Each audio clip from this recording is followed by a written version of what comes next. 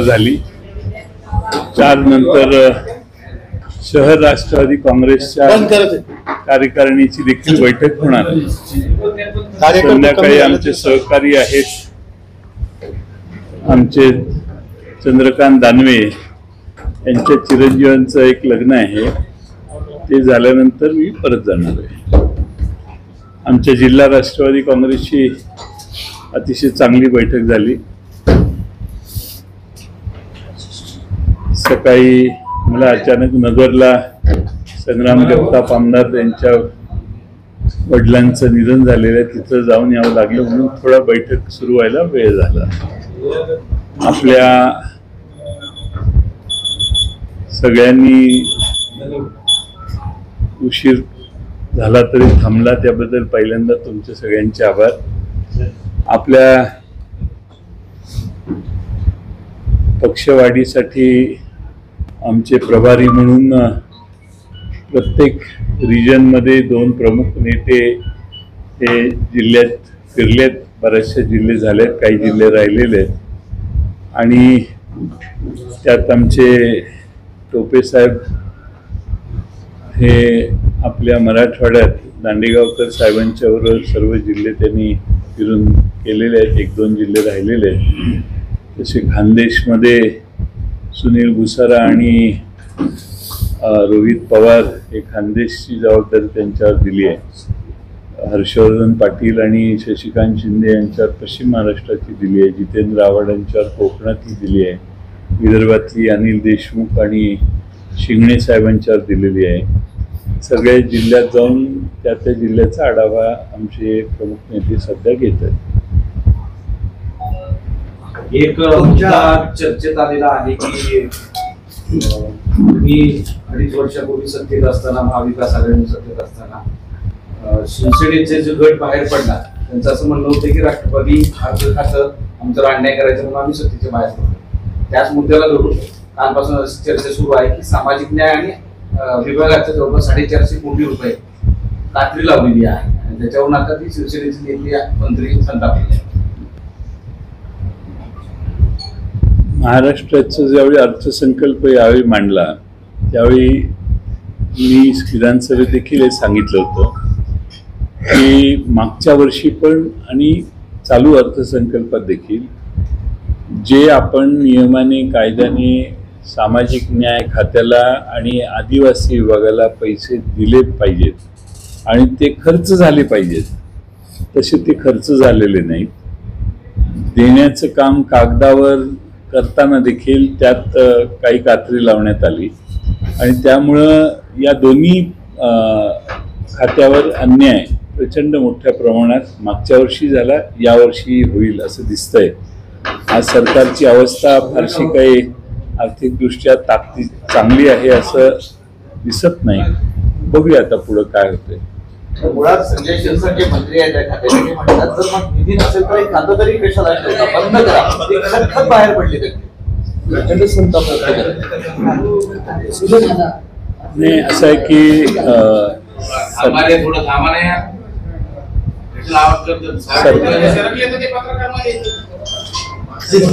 सरकारमधून बाहेर पडताना 2 वर्षापूर्वी 2-2.5 वर्षापूर्वी या सर्वांनी ज्यांच्या नावाने शंख केला आणि तिकडे जाऊन नवं सरकार स्थापन केलं, 8-10 महिन्यात त्यांनाही बरोबर घेऊन त्यांनी राज्य स्थापन केले। त्यामुळे आता तक्रार करायला काही अधिकार राहिलेला नाही शिरसाटांना।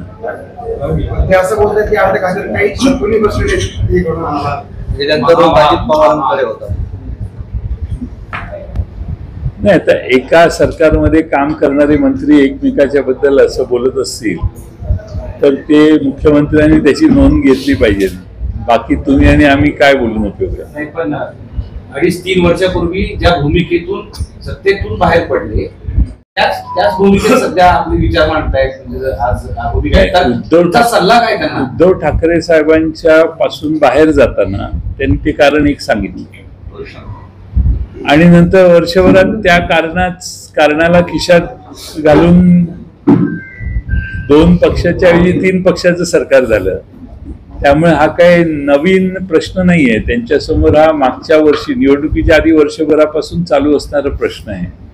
त्यामुळे आता असा तक्रार करायला त्यांना काही अधिकार आहे असं मला वाटत तुमचा सल्ला काय असेल? त्यावेळेस ती बाहेर पडली, आता काय करावं? काय सल्ला नाही. काय सल्ला देणार? सल्ला देऊन ऐकणाऱ्याला सल्ला द्यायचा असतो. अजितदादांना काय सल्ला आहे? नाही, त्यांना मी काय सल्ला तेच का तरी लागतंय?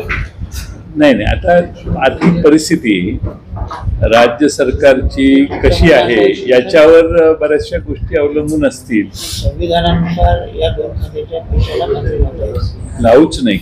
ते लावतायत त्यामुळे अजितदादा चुकतायत. असं आहे की किती नक्की आपल्या नाही.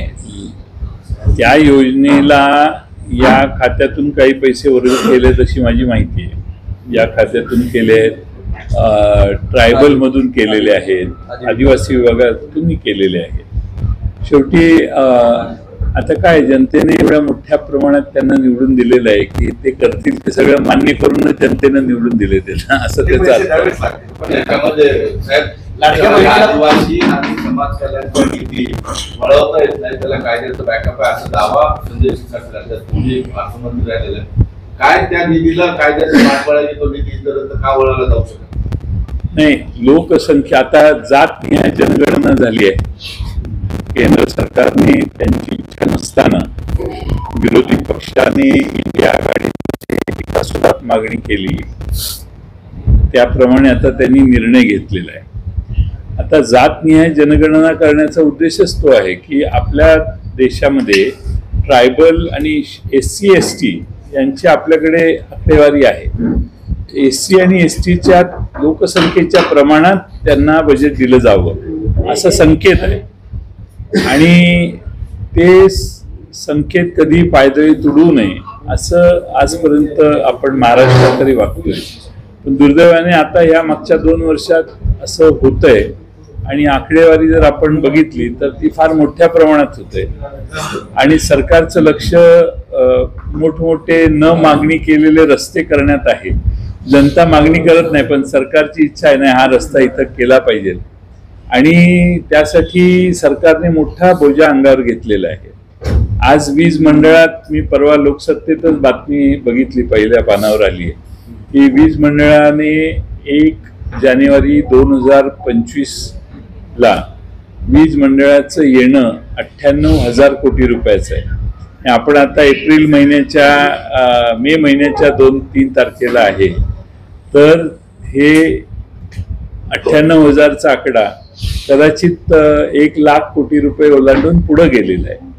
1 लाख कोटीपेक्षा जास्त सरकार येणं वीज मंडळाला असताना वीज मंडळाची अवस्था फार अवघड झाली असेल असा माझा अंदाज आहे.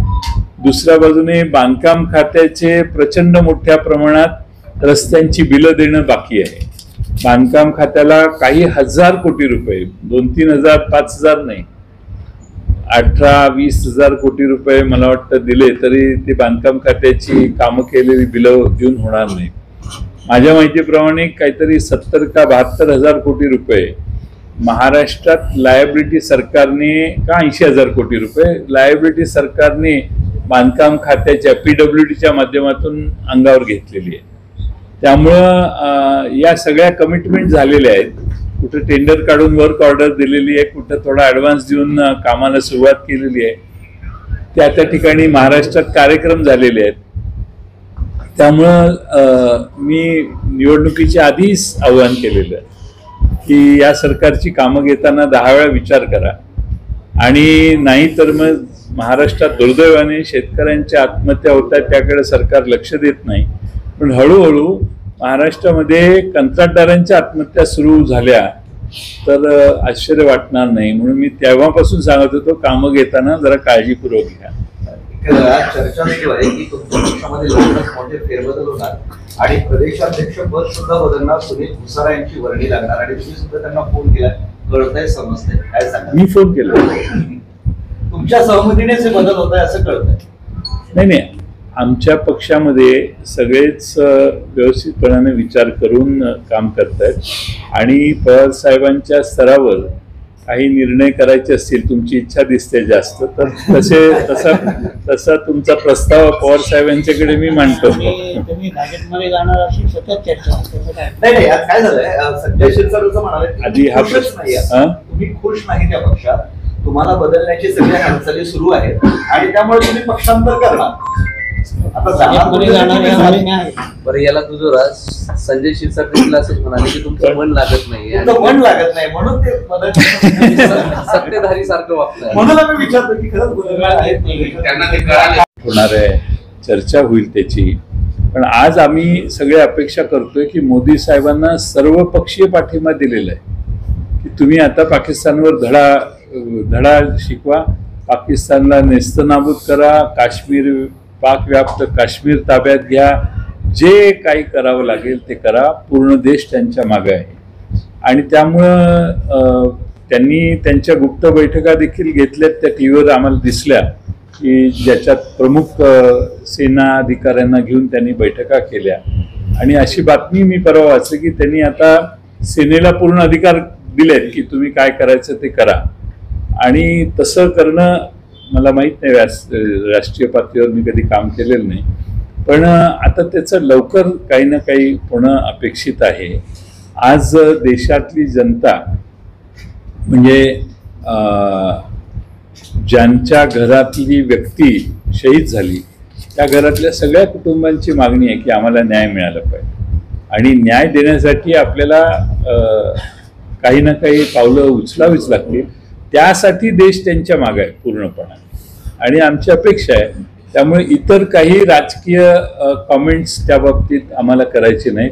आम्हाला दाखवायचं की देश त्यांच्या मागे आहे, त्यांनी आता पाऊल उचलावं. आणि 10-12 दिवस झाले अजून उचललेलं नाही, लवकरात लवकर उचलतील अशी आमची अपेक्षा आहे. गोवा में धार्मिक यात्रा चल रही है, वहाँ पर भगदड़ हुई है, कई सालों लोगों की जान, गोवा में एक इंसिडेंट हुआ है, भगदड़ हुई है मंदिर के पास, उसमें 6 लोगों की जान गई है और 30 से अधिक लोग जख्मी हैं।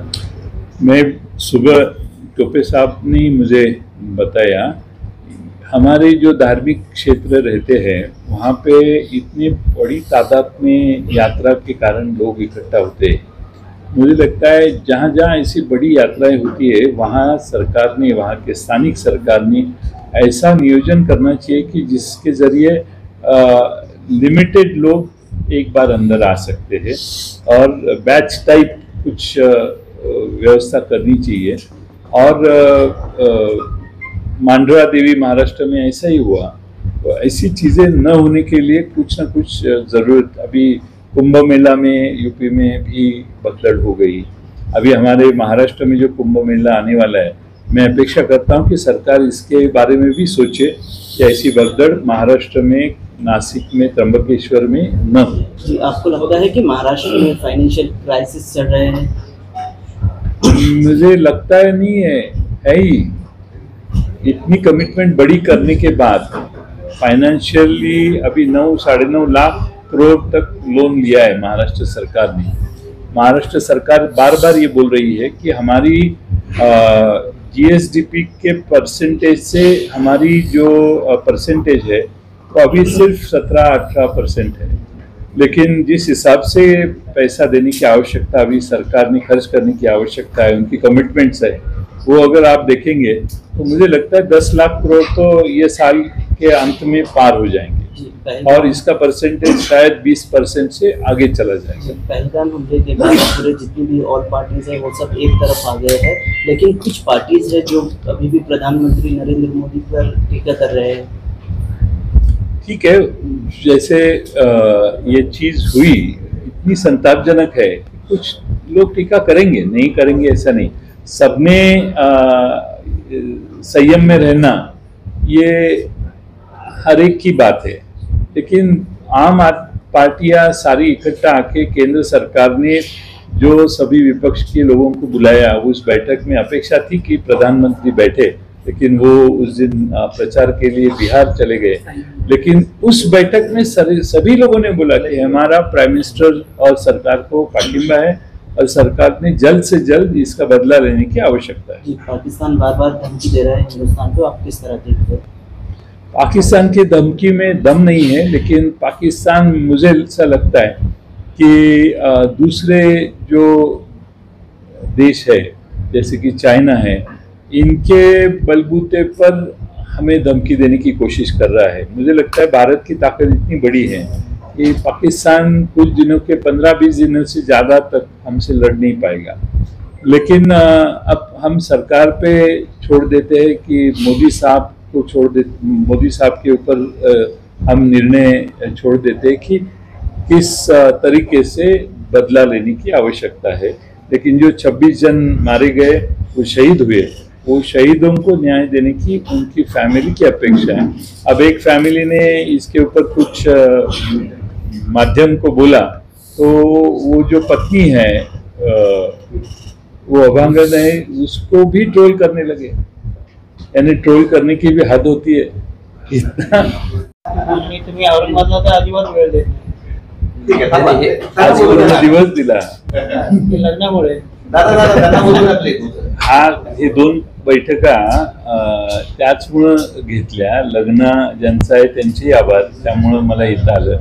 परत येईल, तुमची इच्छा असेल तर ती, आमचे काम काही जबाबदाऱ्या दिल्यात त्यांना, त्यांनी पूर्ण केल्या की परत येईल। सर, आमचा प्रश्न राहिला दादांमुळे, मग काय प्रदेशाध्यक्ष बदलायची आज सुरुवात आहे, काय चर्चा आहे की सगळं अफवा आहे? आता मी असं शेवटी असं आहे की प्रत्येक कार्यकर्त्याला प्रदेशाध्यक्ष किंवा कुठल्याही पक्षातलं पद मिळण्याचा, मागण्याचा, इच्छा व्यक्त करण्याचा अधिकार आहे। आमच्या पक्षात पूर्ण डेमोक्रेसी आहे। त्यामुळं आपण सांगितलेली बातमी ही पहिल्यांदाच मला कळली। आपण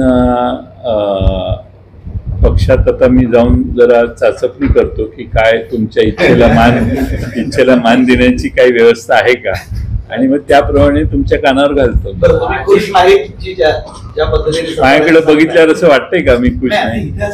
एकदम काय त्याला काय खुश काय, सत्ता येते जाते, राजी खुशी हे एक आम्ही जेवढे प्रयत्न केले तेवढा आम्हाला प्रतिसाद या विधानसभेला मिळाला नाही, जो लोकसभेला मिळाला तेवढा मिळाला नाही। याच्यामुळे दुःख होणं स्वाभाविक आहे, पण ते पहिल्या 15-20 दिवस होत। कायम दुःखी राहणं कसं शक्य आहे माणसाला? पवार साहेब माजी मुख्यमंत्र्यांच्या सत्कार सोहळ्यासाठी त्यांना निमंत्रण होतं का, जाणार नाही त्याची शक्यता आहे? पवारांनी सोहळा ठेवला, त्यांना निमंत्रण गेले का याच्याबद्दल चर्चा आहे। कालपर्यंत तर निमंत्रण त्यांना आलेलं नव्हतं, त्यामुळे बहुतेक निमंत्रण नसेल दिलेलं, आणि मला वाटत नाही की तसं काही त्यांना निमंत्रण मिळालेलं आहे। आता बाहेर सांगण्याचं काम जास्त गर्दी जमावी म्हणून जर कोण करत असेल तर मला माहीत नाही, पण पवार साहेबांना निमंत्रण नाही अशी माझी या क्षणाची माहिती आहे।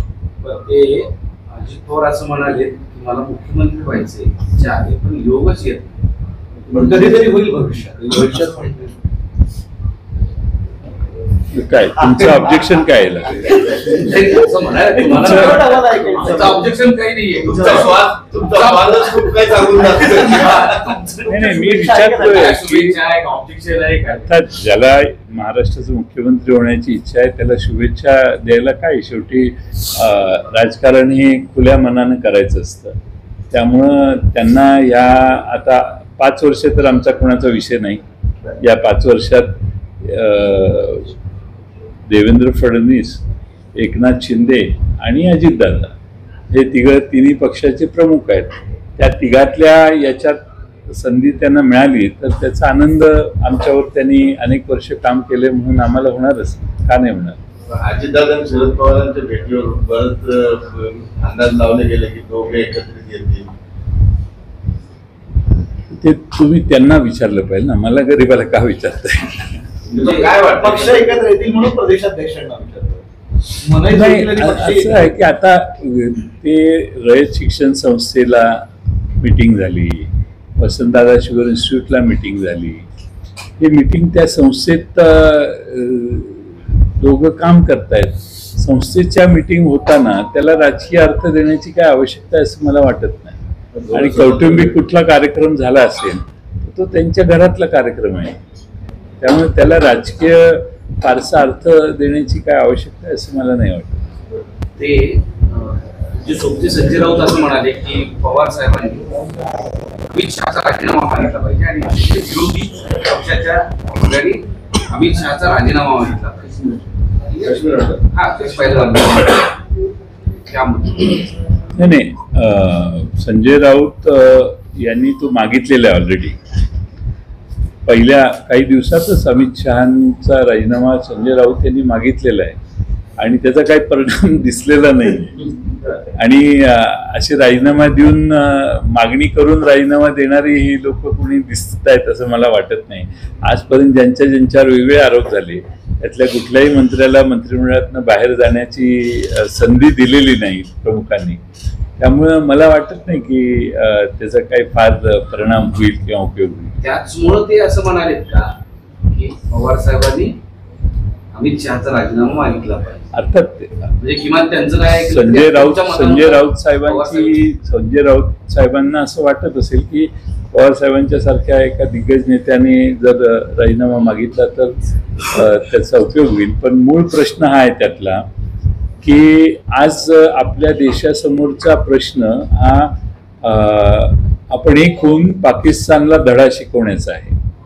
बाकीच्या सगळ्या ऑडिट नंतर होणारच आहे. झाले लोकसंख्या जर तेवढी आहे तर त्यापेक्षा जास्त नाही मिळून घेणार काय मी. त्यामुळे सर्वांना देशात, या देशावर सर्वांचा, या देशातल्या आदिवासींपासून या देशातल्या ओबीसीतले जे लहान लहान घटक आहेत त्यांचा सगळ्यांचाच या देशावर अधिकार आहे. आणि म्हणून जातनिहाय जनगणनेचा आग्रह आम्ही आज नाही, गेले 5, 7, 10 वर्ष करतोय. राहुल गांधी देखील सतत आग्रह करत होते, पवार साहेबही आग्रह करत होते. आता निर्णय झालेला आहे. म्हणजे आता पुढचं सेन्सस जातनिहाय होईल आणि त्याच्यामुळं आपल्याला फार चांगला परिणाम दिसेल. थँक्यू.